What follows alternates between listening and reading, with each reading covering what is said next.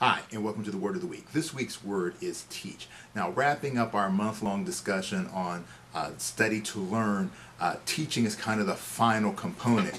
And, well, actually, it kind of comes full circle because when we think about learning, we usually learn from who? From a teacher. Right? So if you're in school, whether it be in a public school or a college or like here at a martial arts center, there is a teacher. There's someone who is sharing information, is leading the classes. So part of the learning process is to be taught. But to me, it comes full circle because one of the best ways to learn, to really learn something, is through the process of teaching.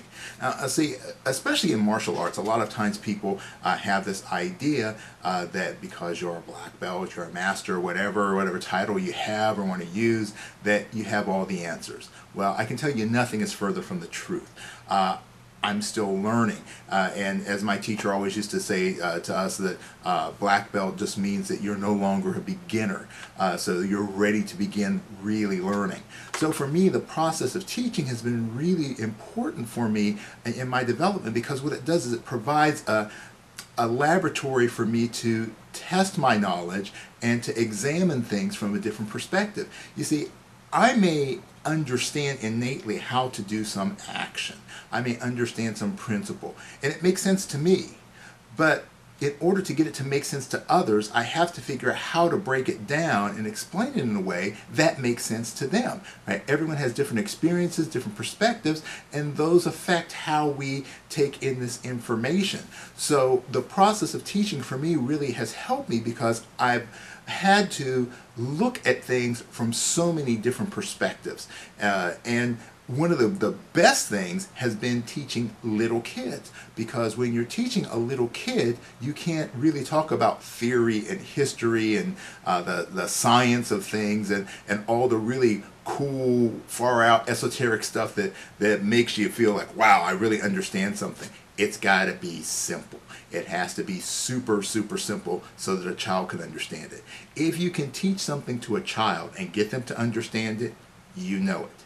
Right? If you can't, maybe your knowledge is all of the glitz and the glamour and the icing, but you don't have the cake. So to be in situations where I have to teach people who have very little understanding to people who have a great deal of understanding, from a brand new student to the most advanced student, I can teach the same material, but by looking at it from a different perspective, I can try to reach them, and by looking at it from that perspective, it gives me new perspective.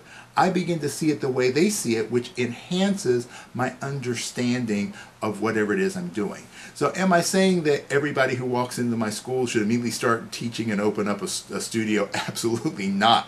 That's why here we have leadership classes. We have coaches training, because we want people to go through a process of learning the science of teaching, the theory of teaching, and getting in the practice of teaching, and getting the hours under their, literally under their belt, before they start going off and doing more things on their own. But what I do encourage people to do is to try and share their information with someone else, a friend, a relative. Right?